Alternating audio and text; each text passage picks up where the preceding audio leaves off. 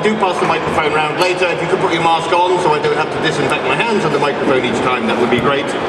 I keep saying I'm not going to give long introductions and bios, but that's because most of the time the information is available online, and also Philip is a legend and everyone should know him anyway. And finally, I would say take your trash with you, but as this is the last session, I'm going to bugger off afterwards, so it would be nice for everybody else if you take your trash with you. So, for some people, the word hustle is a bad thing, implying fast practice and shady deals. But I always saw it as a positive quality about being continuously active and achieving things with sustained effort, and increasingly the world seems to be catching up. Now, it's undeniable that COVID was a life-shattering event that will have long-lasting implications. But I found it fascinating that while some businesses and people took to the internet to wail and complain about how unfair it all was, others just got their heads down and got on with surviving and finding ways to pay the bills and support the communities, from staff to guests to suppliers, that they were part of. While the pandemic was global, the support given to people affected by it was certainly unequal. Yet this talk will show how bars, bartenders and owners reacted with the entrepreneurship, creativity and resilience that we love them for.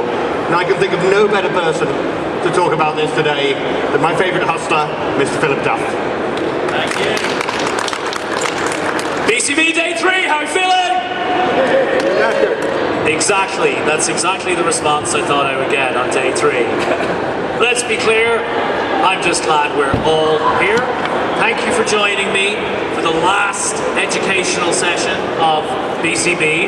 There will be no more education in Germany until next year. So really suck all this up. It'll be available on the live stream, and I'll put it online on SlideShare as well afterwards. So, to say that 2020 was shit is like saying that Tom Cruise is not tall, right? It's a lot of understatement. And we learned a lot of hard lessons in the last 18 months.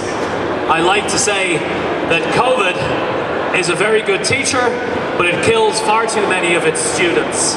And we have been through a bad experience, so hopefully we get some good lessons.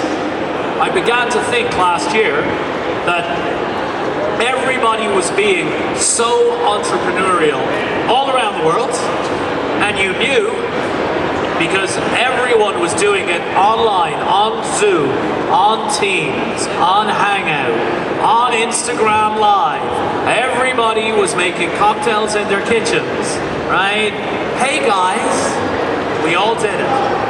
I began to write some of these ideas down and some of the things that people did that were different, and that's what I'd like to present to you.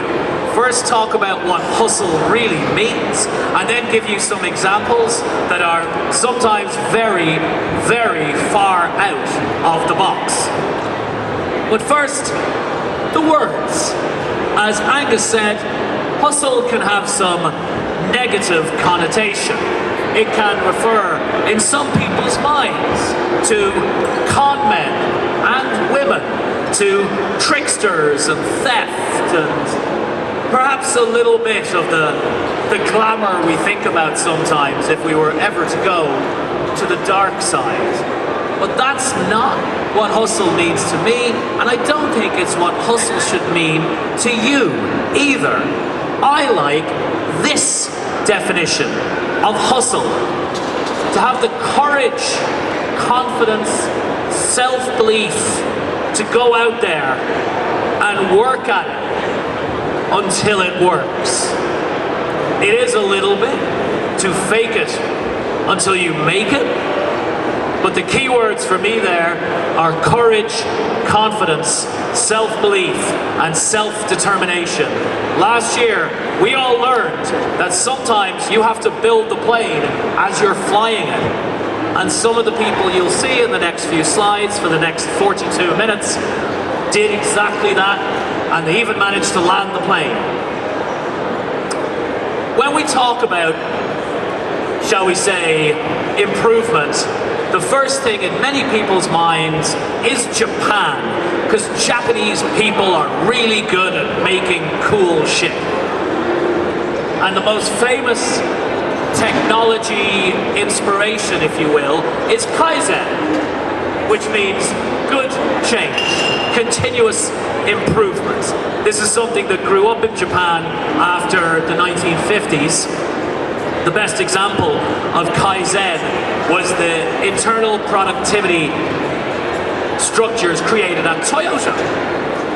And from them flow everything else you know about modern, effective productivity. All the buzzwords you didn't learn in the MBA course you didn't take. Things like lean manufacturing and Six Sigma and just in time and things like that. These all seem very theoretical, but the results are not. Here's an irony. Kaizen is not Japanese. I mean, it is Japanese, but the idea is actually American. After bombing Japan flat during World War II, America then sent its best manufacturing experts to Japan to help them rebuild. And they taught Japanese manufacturers American efficiency techniques, which at the time were the best in the world. And the Japanese people took a good idea and made it better and kept making it better. Here's a number. What do you think is the second best-selling car ever in the world? I'll give you a clue. Germany, it is of course the Volkswagen. 20 million cars, thank you very much. Even more than Henry Ford's Model T.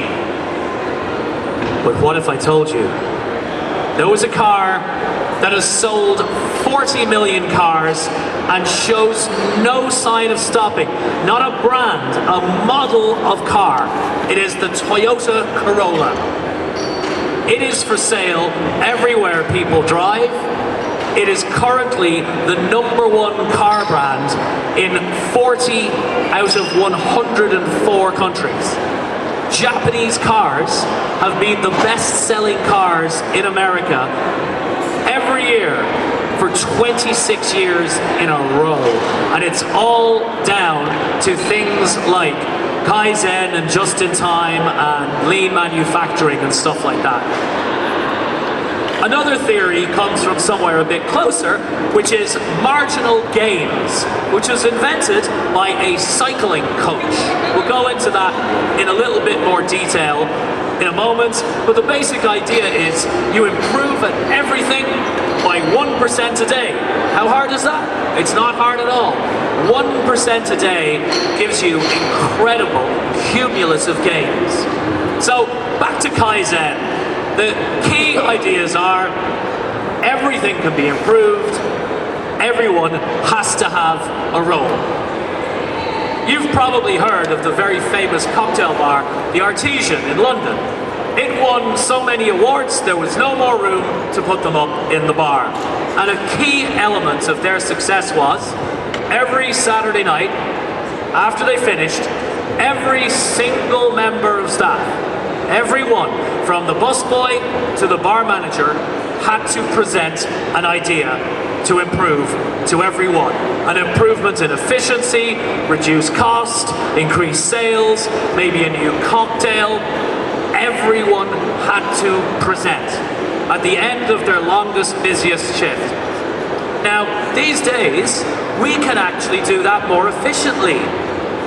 Your staff don't all have to come into the bar on their day off or even stay late on Saturday night.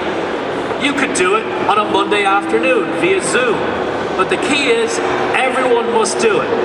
The owner, the director, the manager, the bartender, the waiter, the busboy, the person who cleans the vegetables in the kitchen, everyone has to do it. This is one example of Kaizen in bars. And a third tenet is you must continually improve in order to stay competitive.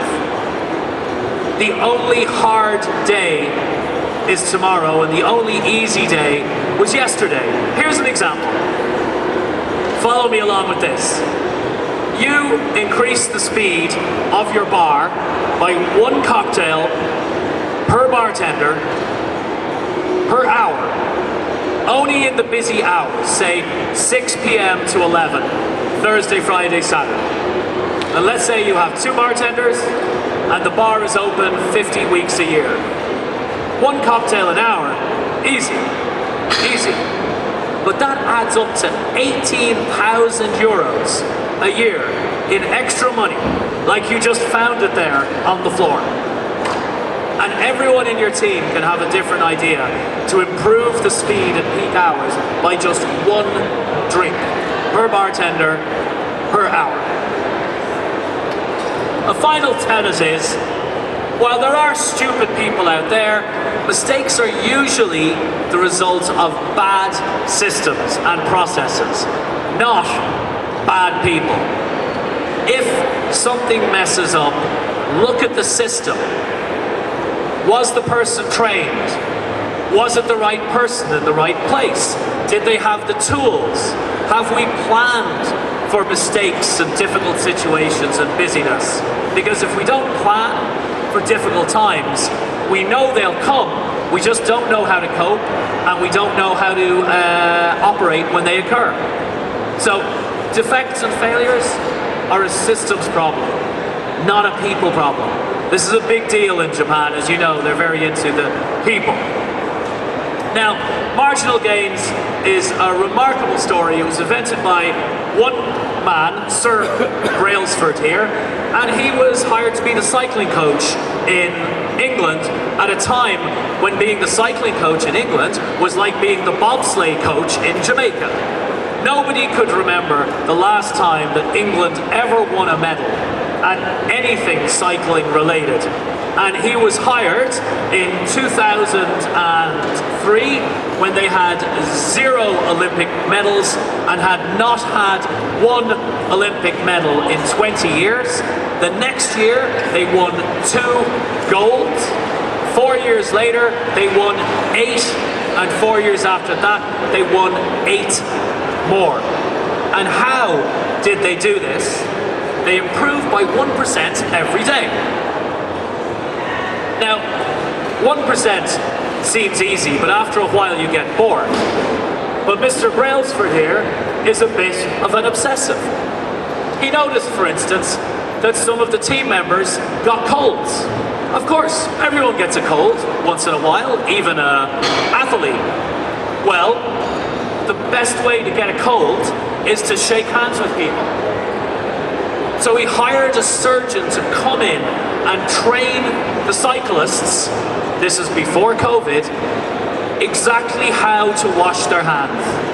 How to wash their hands perfectly so their hands would always be clean, and that way they get fewer colds, and that way they are sick less often, and if they are sick, for a much, much shorter time. That's a 1% gain.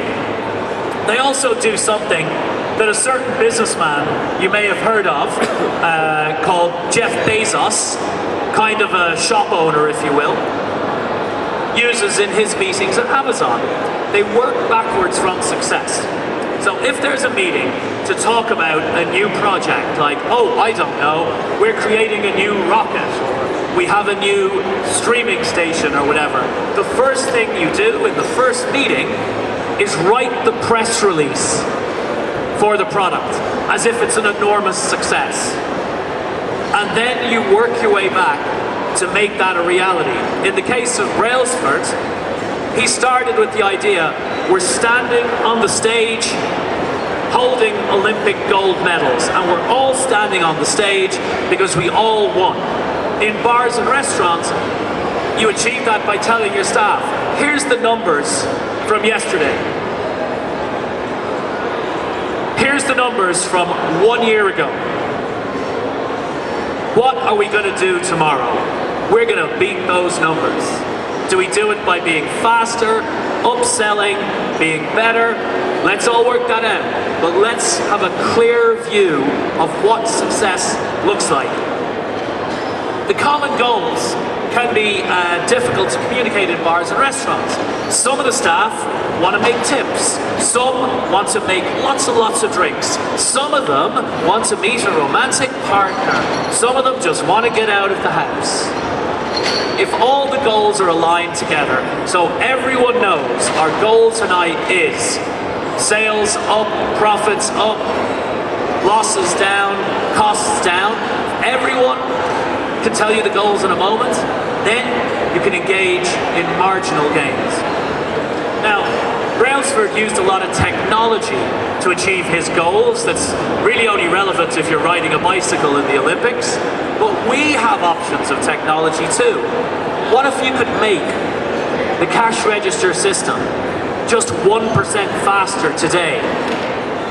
What if, and I know we're all up on this now, you use QR codes for menus as well, which reduces your costs and increases the flexibility you have to change the menu?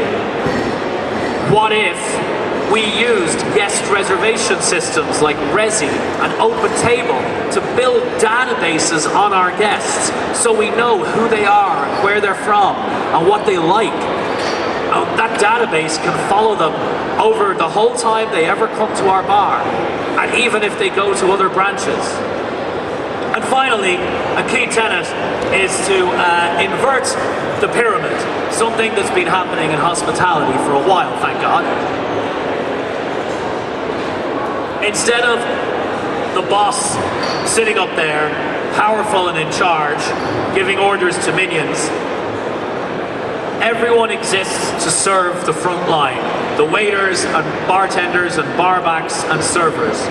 Everything, all the attention goes to them so they can serve the guests. It's the only reason that we're in business. And every information that trickles back up has action attached to it. So, this is how you get 8 Olympic gold medals. When you look at all the hustling we did in the last year and a half, myself included, you could break it down into about 6 big categories. You've got pop-ups of course, merchandise to go, fun dining, meal kits, and other. I'm going to tell you now, other is by far the most fun part of this, and you're going to enjoy it the most as well. So, when the world ended last March, a lot of cities and countries allowed bars to sell alcohol and cocktails to go. And in the beginning, when the bartenders were scrambling, the to-go offer looked pretty shitty. This, if you can see it, these shitty deli cups with Sharpie writing on them were the initial to-go cocktails of Attaboy in New York City, one of the finest bars in the world. And if you ordered a to-go cocktail, you'd get a deli cup with penicillin scribbled on it. But within just a few short weeks, you saw incredible packaging because people knew their customers at home got bored really quickly. So we went from that and ordering on like, hit us up on Venmo, send us an Instagram message, to fully fledged websites, seamlessly integrated payment processes, beautiful packaging. So Cybert Spar in Cologne, here in Germany, did this incredible serve. This is a to-go cocktail. Dante, New York City, had entire kits, custom drawn bottles, boxes, Negroni samplers.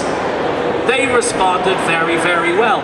Matt Wiley at Ree in Sydney created a whole range of cocktails so good they're continuing to sell them now after lockdown has ended. Incidentally, if you feel bad about any lockdown you endured, you must realize that Australia's lockdown only ended on Monday of this week, so they really had it tough. The guests got bored really quickly and the best bars kept innovating. For instance, the phenomenon of walktails emerged, whereby you buy canned or bottled cocktails to walk around your neighborhood, go down to the beach, walk around the park. This turned some cities in the world into areas of utter carnage, but it was a beautiful thing to see people being able to walk and drink. These are bottled cocktails, cocktails in a pouch, which are actually Christmas cocktails. This is an eggnog, this is something that's supposed to be a candy cane or whatever. By realizing you have to keep recruiting your customers every week new, bars began to do really, really cool things. And we also saw many cocktail bars serving drinks they wouldn't normally serve. Very, shall we say, classic fine cocktail bars like Attaboy suddenly started serving spicy margaritas because that's what people want. Nobody was buying Michelin grade food kits, they were buying comfort food from Michelin restaurants. And the same was true for bars. The canned and bottled cocktail came into its own. Some bars just canned their own cocktails. People went around canning from bar to bar to bar. Others created shelf-stable cans that you could buy in the supermarkets and on aeroplanes, in the case of Tip Top, a company from Atlanta in Georgia. Now, you can go out, and for the first time maybe in 100 years, you could buy a canned or a bottled cocktail, full strength, 30-40 ABV, and it is as good as anything you can make at home. Canned cocktails have gone from being the choice for alcoholics in train stations to being something you can really appreciate. And it's all because we were forced to learn that last year. When restaurants did meal kits, they learned that people didn't want to cook the Michelin food at home. They wanted to collect something family related, something comforting. In Chicago, the Michelin star restaurant Alinea did amazing meal kits, but it was all comfort food, like chicken or lobster pot pies, and they sold hundreds of them. They actually equaled their revenue compared to how they would be if they were normally open for indoor dining. The same thing happened with cocktail kits. Companies ordered them because companies had budgets for staff parties that they needed to spend. So instead of spending $300,000 on the staff party for 400 people in a ballroom at the Ritz-Carlton, they ordered 400 cocktail kits and had a really, really big Zoom. This is a cocktail kit that includes custom smoked ingredients, garnishes, everything that was sent out to 400 people. And in the kit is a QR code to open the video of someone to show you how to make the cocktail. And then you can join the Zoom to actually meet that bartender. Why would you ever shave your legs on a Friday night and go downtown and queue up outside the fancy bar where you might not get in? This is a new way of going out. It was marvelous. Other bars shipped cocktail kits to groups of friends and hosted a multi-room Zoom room where you're in your Zoom room with your friends. You're listening to the Spotify soundtrack of the bar, and every now and then, the bartender who made the cocktails you're making from the kit drops by and says, "Hey guys, how's it going? Looking good." This is an amazing experience. This is really good, and I hope it doesn't go away, because I'm not going to shave my legs on a Friday anymore. It's not happening. Of course, we all know the best time to plant a tree is 20 years ago. The second best time is today. Flying Dutchman Bar in Amsterdam, my old friend's bar, in 2019 already, they were making cocktail kits, and you could order them and get them delivered by Uber Eats and all these other delivery companies. And of course, we thought this was hilarious, and we laughed our ass off, like, what? Am I gonna sit home? Am I gonna sit home and get a kit and make a cocktail at home? Well, as you might imagine, I felt rather foolish last year. Flying Dutchman had entire weeks when they sold 2,500 cocktail kits because they already had everything all set up. They had the relationships with Uber Eats and Drizzly and Seamless and Grubhub, and they researched the shipping costs. In fact, you could order a 3 cocktails with menu delivered anywhere in Europe for 18 euros. Are you kidding me? This is amazing. So it's always worth thinking of hustling now, because you don't know where the future is coming. I forgot to put the slide in, but is anyone here from China? I'm not Chinese, I'm just doing it to encourage anybody. Yeah, no? Okay, I'm not going to tell a Chinese joke, but we have got a little soft in the West. It's been easy for too long. And my favorite example is a bar group in China called TZ Group. There are 3 or 4 bars, jazz bars, and they have jazz musicians. So they start to hire the jazz musicians as employees instead of through an agency. This saves money. Then they live stream the performance, and this makes the bar more famous. So more people come to the bars because they hear it on the live stream. Then they start to sell the live stream to other bars. And then they start to sell advertisements on the live stream. That's hustling. That's why China is kicking our ass in productivity. And this is a mentality we kind of lost, and I think we've learned it again in the last year. That level of hustle, never stopping, always wanting to improve. That's why Flying Dutchman were doing delivery cocktails before they needed to, and it turned out pretty well for them. There was even a market for non-alcoholic cocktail kits.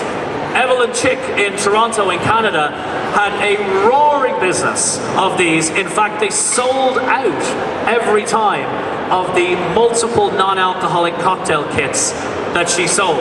And in Toronto, it gets down to minus 40 degrees, and still there's enough people there who really want non-alcoholic drinks, so God bless them.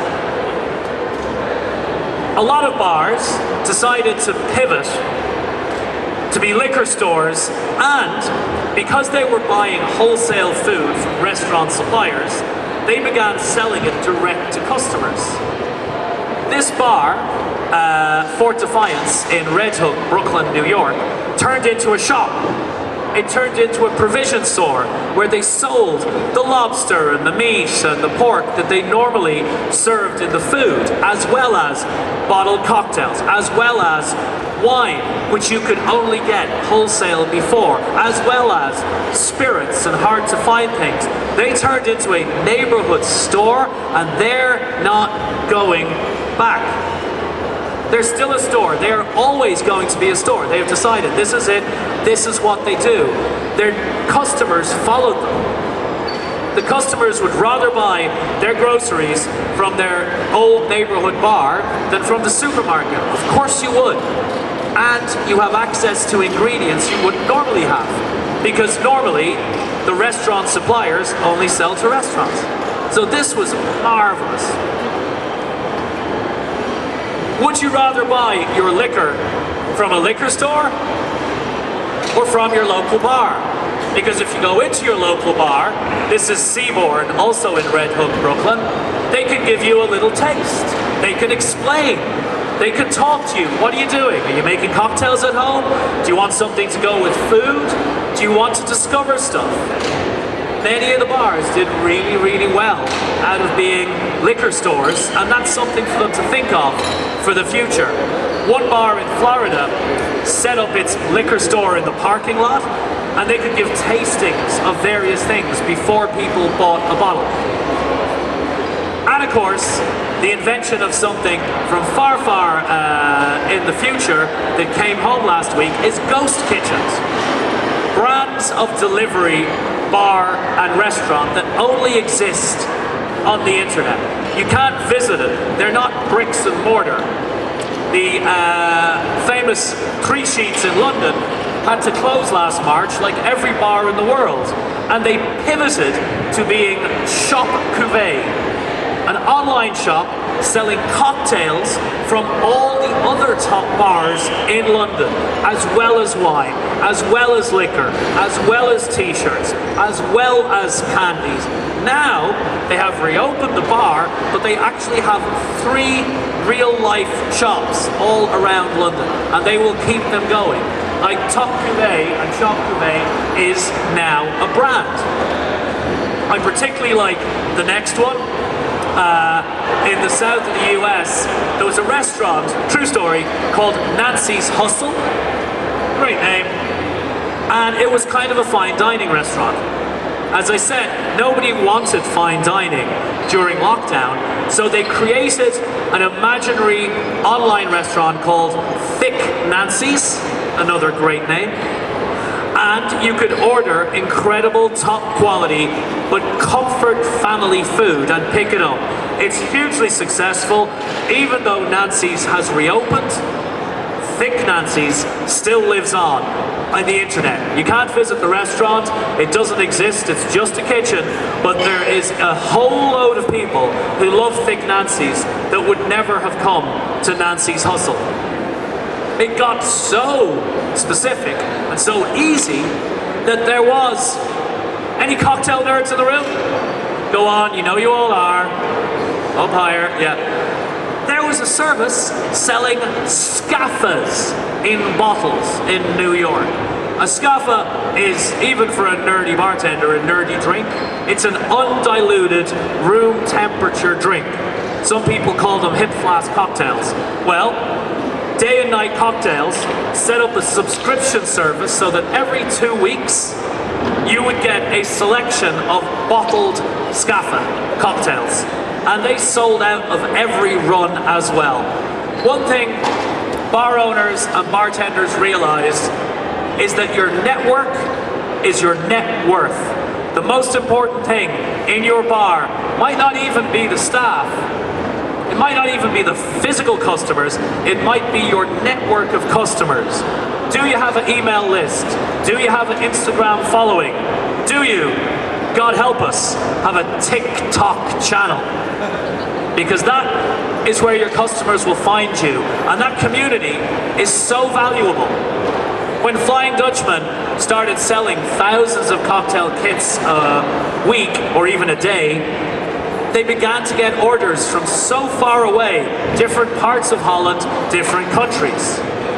And now they are open again. People are able to visit who had never visited them before, who only know them as a delivery cocktail company. And the fact they can visit a real place binds them even tighter. Your email list, your TikTok channel, your Instagram account, your Facebook group, hey, that's the valuable asset in your business. And then of course there's fun dining. Initially, outdoor dining was shit. Right? You're outside at a rickety table and chair. They had to build the enclosure out of something. But very quickly, we saw beautiful, elegant, individual yurts and greenhouses and geodomes like this one. Many of them are still there. So, if there's a restaurant with these 4-seat greenhouses, you can go there with your friends, order off the menu, bring a Bluetooth speaker, and it's like having a private dining room. You are a baller on a budget in these places, and it's fun. I do have to give the award for best outdoor dining to my old friend Del Pedro, who owns yet another Brooklyn bar called Tucker Alley. He saw everybody doing outdoor dining, saying, we've got heating, you know, we've got fans, we've got blankets, and he said, fuck all that shit. Literally, if you knew Del, you would believe that a bit more. He set up, I give to you, ladies and gentlemen, the Polar Bear Club. Drink your face off, freeze your ass off. Gin martinis in the outdoor, unheated back garden of his bar. They didn't do it unless it was minus 15 degrees Celsius every day, so you couldn't cheat and like come on a warm day. It was no heating, no hand heaters, it was all outdoors, and you drank as much as you could within 2 hours. Del might not appeal to everybody with this, but it certainly appealed to me. Apply now to join the Polar Bear Club for next year. If you stick it out for 2 or 3 sessions, you get a special little badge. And of course, we all know, every major city in the world tried to pretend it was Paris.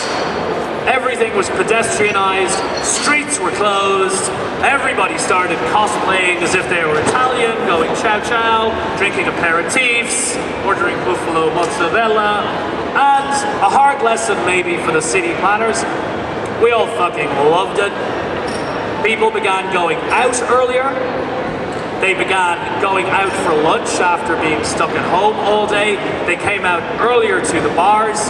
In most of your cities, this outdoor space will stay. Some bars have doubled their capacity because they are now permitted outdoor dining. And that's something that won't go away. We've seen how restaurants anchor a neighborhood. One very good example of hustling is you got an outdoor space. It's going to be busier after 5 p.m. than before 5 p.m.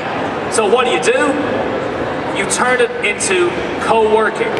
At places like Kindred, you paid one fee, you got unlimited tea, coffee, water, use the toilets, Wi-Fi, power plugs, and it all ends at 5 p.m. Genius idea. Why would you ever go to some shitty WeWork when you could actually co-work from a great restaurant in the Lower East Side or in East London or wherever the hell? Mama Cats in the southern states of the US took it one step further, as is a very Texas thing to do. They set up their parking lot as a picnic area. Picnic tables, picnic to-go boxes. They started playing music. Like, no one would ever want to hang out in a parking lot, but they rebranded it as a fun thing, and it was massively successful. People wanted to get out of their house, and this gave them a chance to sweat an asset, namely their parking lot, for which they pay rent, and use it as an additional revenue stream. Many places did pop-ups. It was pop-up, pop-up, pop-up, pop-up, pop-up. As bars and restaurants went bankrupt, spaces became available. Landlords suddenly, oh my God, became amenable. They were like, okay, rent it for a week, rent it for a month, I'll do you a deal. So the famous bar, Mr. Paradise from New York, they opened the electric burrito pop-up in an empty space. An electric burrito, by the way, is a regular California burrito with French fries inside it. So mega healthy, not fattening at all. And the pop-up was so successful, it's now a permanent restaurant that's actually been mentioned in online publications like the New York Times and Eater magazine. So out of necessity comes opportunity. In Austin in Texas, the Daijibo, how can I say it, organization was founded at a time of a lot of Asian American problems in America. Asian American people were being blamed for COVID, they were being attacked on the street.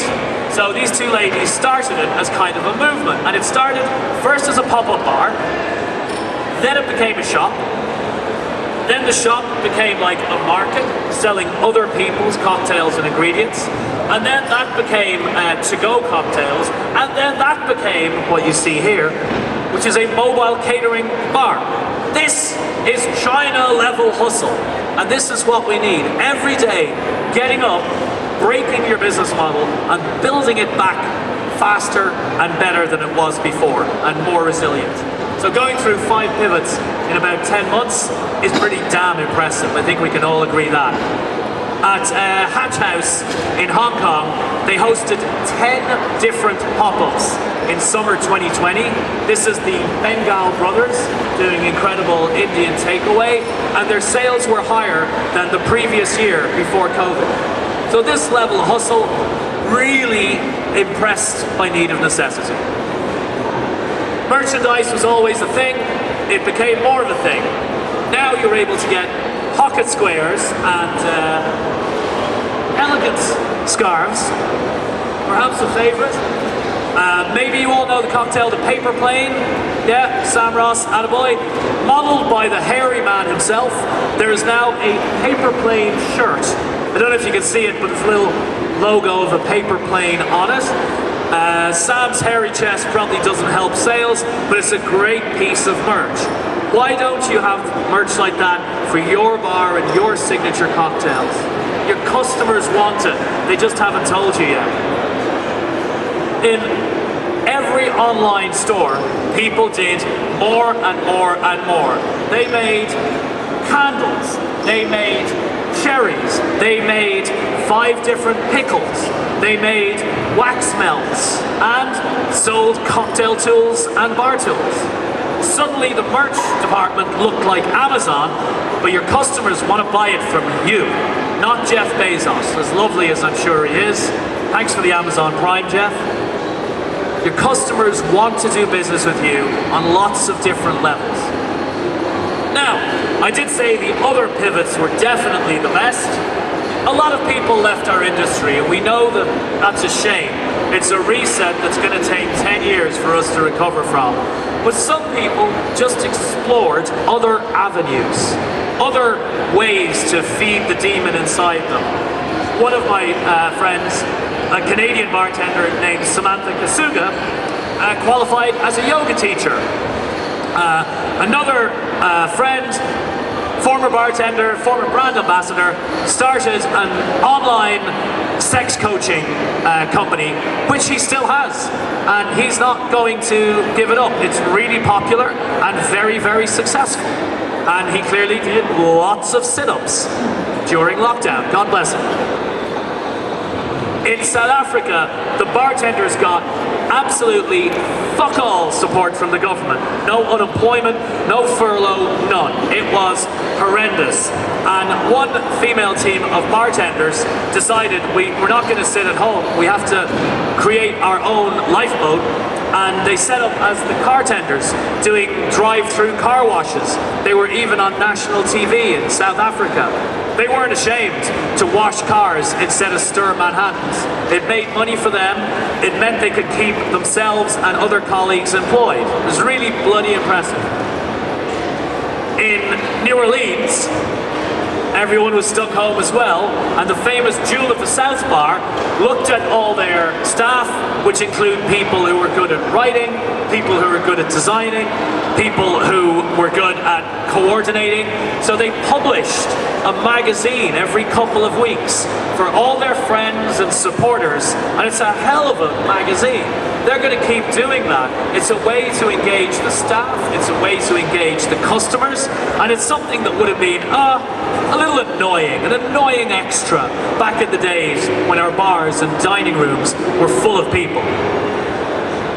Back in South Africa, the Cause and Effect cocktail kitchen team in Cape Town developed quite a good sideline. I don't know how much time you all spend on luxury private yachts. Probably lots of time, yeah? Obviously. Yes, yes, yes. But many of the crew are South African. Yeah, they live on the yacht, sail around the world, save all their money. So of course, they were stuck back in South Africa, and Cause and Effect created courses to train luxury yacht staff how to make cocktails with whatever you have in the kitchen. Because when you're in the middle of the Seychelles or the Maldives or off the coast of St. Bart's, you cannot just run to the supermarket for lemons and oranges. That was a huge bestseller for them. And the people, every bartender had to hustle hard in Africa. Some of them started diving for crayfish to sell to customers.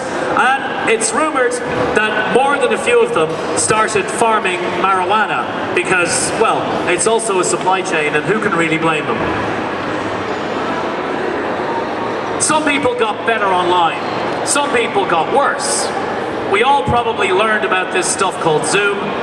Until last year, I used to laugh at my wife because she started using this program called Zoom in 2018, and I'm like, why would you use this fucking program? We've already got Skype. Well, I felt pretty foolish by around last April, and some people got really, really good at growing their brand online. This gentleman, you must follow him, Mr. Bartender, his name is Nitin. he added 150,000 followers on Instagram by making these hilarious short reels and copying them onto TikTok as well. They're very, very educational. He goes straight over the bartender, aims for the consumer, and he is now his own self-sustaining bartender and brand for consumer throughout India. He took the time to do the work. He's very, very funny, by the way. You should totally watch it. And then people built their brand by really thinking about what their brand means to them. All of a sudden, we realized we really live in a fragile industry. It can be closed down like that. And some people, their first thought was not themselves, it was other people. How do I keep my staff employed? How do I ensure my professional colleagues, other bars and restaurants, their bartenders and waiters and staff, how do I ensure they even have any food? There's a bar in downtown Sydney, Australia called Borough Bar. It's a great cocktail bar. And they always wanted to be the cocktail bar for bartenders. So when the world closed down, and remember, Sydney only came out of lockdown 2 days ago, Borough Bar began making meal kits for bartenders who didn't have any money to buy food for themselves. They were very quickly making 700 a week, and they were delivering them with volunteers 20, 30, 40 miles away. So no one went without good, healthy, nutritious food who didn't have a job. Soon sponsors began to be involved, both from the food side and the drink side, and they were delivering cocktails and organizing Zooms, so the bartenders' mental health didn't suffer as much being stuck at home. Well, now Sydney's open again. I'm going to guess that Borough Bar is really, really busy because they were there for the industry and they were true to their mission at a tough time. Back in New York, the Michelin-starred 11 Madison Park had already got a charity called Rethink, using food that would be thrown away.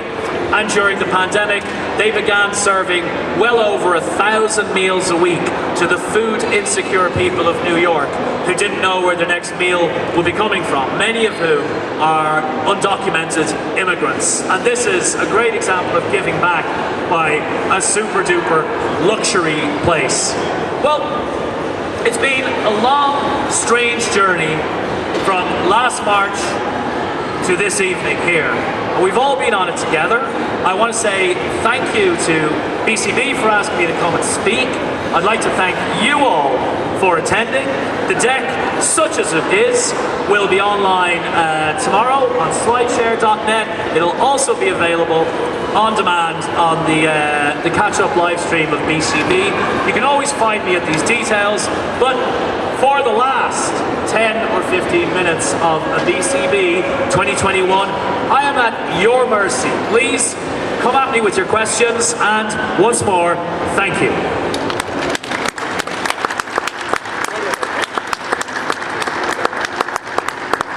Well, thank you, Phil, as always, for illuminating discussion. Questions for Mr. Duff? Okay, well, I will ask. I mean, when it comes down to it, a lot of great ideas about continuing to do sales and things like that. Could we see any efficiencies being created by things like, sustainability ideas, cutting costs rather than necessarily growing revenue? Yeah, definitely. I almost didn't include these things because it seemed a bit too obvious, but people have slashed the cocktail menus in half. They have reintroduced comfort cocktails that they might have thought was a little too basic before. So the spicy jalapeno margarita, the espresso martini, the porn star, these are making appearances on lists where they never would have, and the customers are like, finally, thank fuck. It's not like they were tired of barrel-proof rye Manhattans, but not having those kind of drinks on menus is like having a restaurant that doesn't serve a chicken dish. So lots of that, lots of closed-loop environmental stuff, also with the takeout cocktails, returning bottles, washing them, things like that, cutting your staff costs to the bone, absolutely to the bone, and using that kitchen for 24 hours a day instead of just 12 or 8. And obviously for especially low-paid workers, our industry pretty much. This was a truly terrible time, but the middle class and the 9.9% to a certain extent did very well out of this because they worked from home, they were still being paid their regular salaries, they weren't allowed to travel, they weren't allowed to dine out so much, etc. Do you think that when things really get relaxed, there's going to be a big rebound of people spending all this money that's sitting in their bank accounts? Yes, and even if they've just got the normal amount of money, people have been sitting at home, they've been learning about cocktails, they've been reading the books, they've been buying the bottles. One example is there's a cocktail subscription service I know called Shaker and Spoon. You pay, I don't know, $30 a month, you get a box of ingredients. You know this, right? It's the common thing, yeah? So they had a Facebook group. In February 2020, the Facebook group had about 3,000 people in it. In July, it had 19,000 people. And they were interacting separately to the organization. They were interacting with one another. And what they began to do was pick a cocktail book, and they would all work their way through it and make all the cocktails. So one week they'd be making cocktails with Old Duff Geneva, and everyone posts, oh, I couldn't get Suze, so I'm using Salaire, and I don't have this glass. So we haven't seen anything like that. Well, we've never seen anything like that. The closest was Prohibition in America, which happened once for whatever, the 14 years that it was. But this has happened globally. So those people are slowly making their way back to bars, armed with enthusiasm, some money in their pocket, and I suspect a new appreciation for the class. Okay, and I mean, many large drinks companies have been trying for many years to drive home bartending and the cocktail experience at home. Now, bars have helped make this happen, but the big drinks companies haven't necessarily done anything yet. But are they going to see the opportunity here, and are we going to start to see more pre-bottled cocktails being made by major spirit brands, do you think? I mean, if we open Pandora's box here and potentially slightly slit our own throat. Yeah, I think we've definitely punctured our own throat, if not slit it. But now you can get amazing canned cocktails at home. Full strength, 30, 35, 38, 39% ABV, beautifully packaged. Now, are you going to crack open the cans when you're sitting down in front of Netflix on Friday? Probably not. But you're probably going to grab them to bring them to the next barbecue, or when you're meeting up in the park or you're going to the beach. The sense of spectacle and moment that you create by actually making the cocktail won't go away. The spirit companies, of course, love to push the canned Gordon's Martini or the whatnot, but so many people have created their own brands like Dashfire and Tip Top Proper Cocktails, and the consumers, the market will still exist for making it with your hands. I feel for sure. Okay, any questions? Last one I'll do is, you talked a lot about bars. I mean, you mentioned a few bartenders, but any stories about individuals? I mean, Southern Teague is a good example of doing regular Ask Me Anything sessions on Instagram, with regular feel free to tip me on Venmo, etc. Any other individuals that have really come to the fore with their hustle during this time? Yeah, it's mostly, I like to look for examples in other places. So there are similar stories to that in India, in Africa, in Australia. People who really jumped hard on top of this. They very quickly got large followings. They got the ring lights before anybody else. And what Southern did was act as a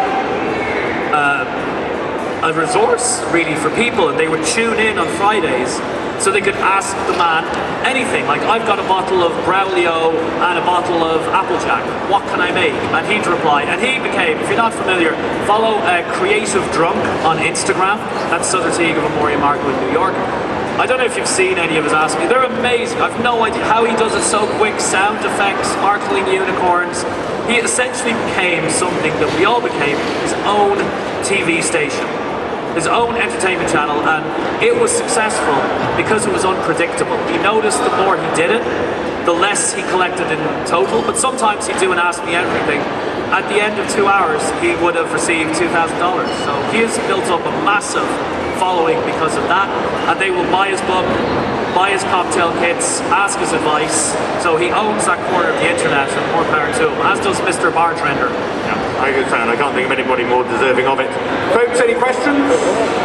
No? Okay, well then, thank you as always, Mr. Duff, for the erudite talk today. And folks, thank you very much for attending. Bill Duff. Thanks very much, everybody. Same time next year.